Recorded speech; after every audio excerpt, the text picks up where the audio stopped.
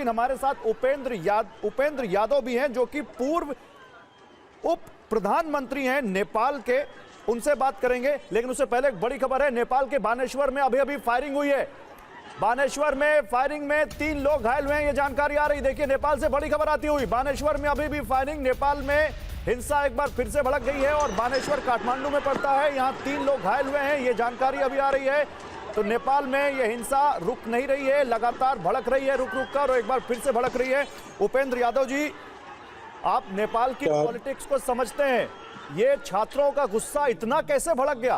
क्या नेपाल की सरकार समझ नहीं पाई, या जैसा कि ये कहा जा रहा है कि इसके पीछे किसी विदेशी ताकत का भी हाथ हो सकता है?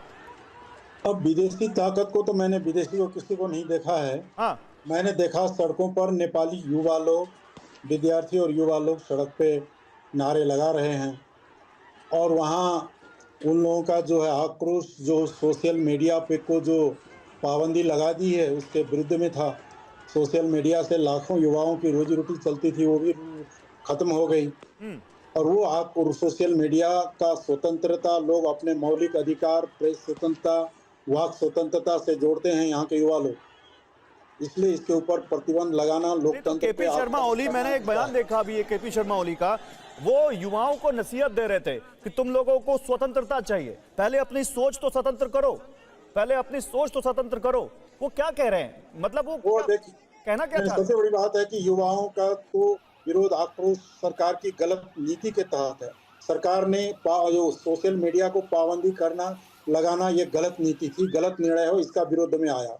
लेकिन राज्य ने विरोध प्रदर्शन को जो है सुरक्षा देके आगे बढ़ाने देना चाहिए था। उसके ऊपर दमन की और गोलियां चलाई, असुर गैस चलाई, देश भर में गोलियां चल रही है, लोगों की मरने की खबर आ रही है। यह कार्य राज्य का जो है वो गलत लेकिन उपेंद्र यादव जी, अगर कोई कंपनी मेरे देश में काम करना चाहती है तो मेरे देश के कानून के हिसाब से चलेगी ना, या अपना कानून बनाइए ना। कानून कहाँ है आपका? कानून तो पार्लियामेंट में बिल पड़ा हुआ है, उसको पास कीजिए, कानून लाइए, इसके तहत चलाइए। लेकिन जो युवा लोगों को गोली चला करके, उनको मार करके कानून बनती है क्या? अच्छा, ठीक है। अमर, आपको मेरी आवाज आ रही है? अमर प्रधान? Yes, sir, I can hear you. अमर, अब आप बताइए। देखिए, यहाँ पर एक तरफ प्रदर्शनकारी हैं, एक तरफ यहाँ पर पॉलिटिशियन है, और बीच में हम और आप जैसे जर्नलिस्ट हैं जो इसको बड़ी न्यूट्रली कवर कर रहे हैं। आपको क्या लगता है, सबसे बड़ा तरीका क्या है, सबसे बड़ा कारण क्या है? भ्रष्टाचार है, बेरोजगारी है, विदेशी इन्फ्लुएंस है, या फिर ये सोशल मीडिया ही मेन रीजन है? क्या लगता है, क्या हो गया ये जो इतना भड़क गया ये युवा? सबसे पहले मैं नमस्कार करना चाहता हूँ नेपाल से। जी नमस्कार सभी लोग।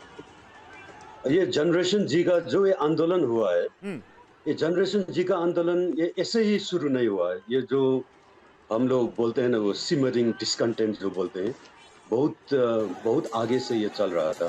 ये डिस्कंटेंट, ग्रीवेंसेस, और ये जो आंदोलन जनरेशन जी ने शुरुआत की थी, वो आंदोलन शुद्ध रूप से ये करप्शन के खिलाफ था। अच्छा। बैड गवर्नेंस के खिलाफ था, जो एनार्की चल रहा है देश में उसके खिलाफ था। पर ये एक हफ्ता पहले जब सरकार ने इसके चलते, ये सब ग्रीवेंसेस के चलते, जब एक हफ्ता पहले जब सरकार ने ये घोषणा कर दी कि ये सब सोशल मीडिया ये लोग बैन कर रहे हैं, सोशल मीडिया ये जो बंदिश लगा रहे हैं, इससे ये जो जनरेशन जी है वो लोग सब भड़क गए। क्योंकि बहुत सारे लोग जनरेशन जी को बिलोंग करते हुए, वो बहुत सारे लोग ये सोशल मीडिया में बहुत किस्म से, बहुत तरीके से वो लोग आबद्ध हैं। सो ये केपी शर्मा ओली का गवर्नमेंट। तो आपको लगता है कि ये सरकार जो है ये भाप नहीं पाई, सरकार से गलती हो गई, ये सरकार मूड नहीं भाप पाई अपने देश के युवाओं का, या आपको लगता है सरकार ने सही किया?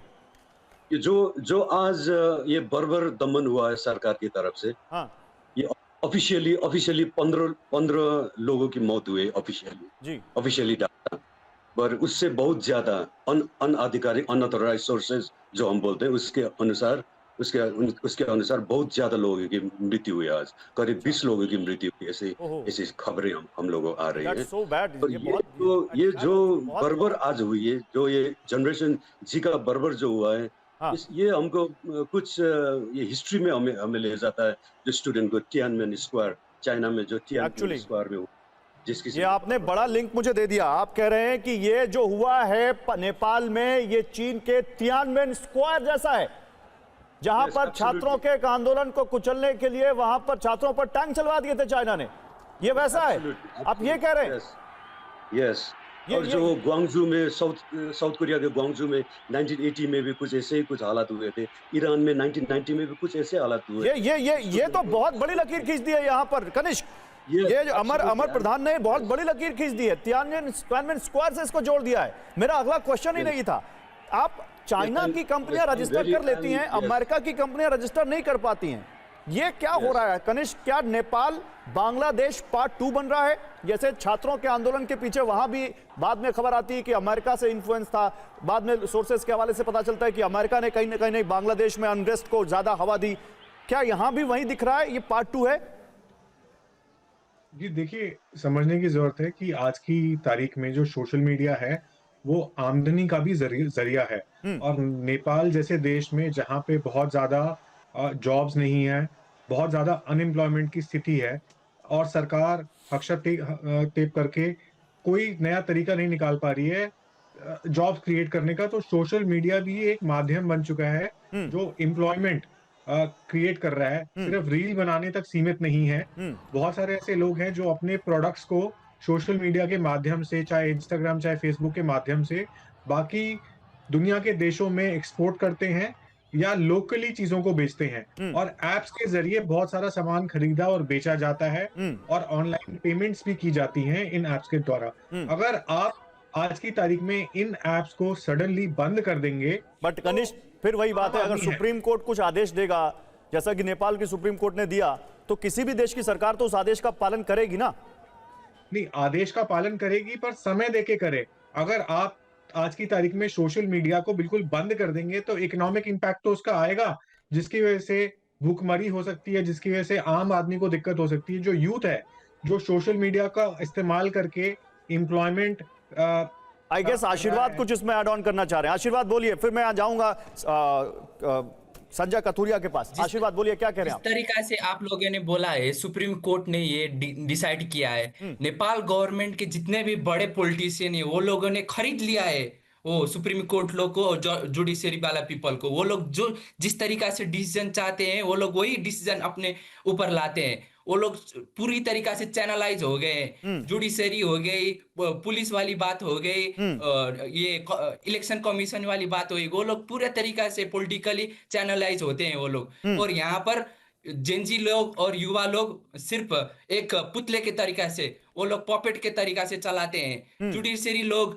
ये जितने भी बड़े बड़े न्यायाधीश है, बड़े बड़े आदमी है, वो लोग सिर्फ सभी लोग पॉलिटिशियन के हिसाब से चलते हैं। उसमें इंडिया वाले, चाइना वाले, यूएसए वाले उसमें फाइनेंशियली हो, नहीं बिल्कुल बिल्कुल, आप जो कह रहे हैं वो वैसे कुछ केस स्टडीज हैं। जैसे 2 केस स्टडी तो मैं बताना चाहता हूं, आप लोग ज्यादा बताएंगे।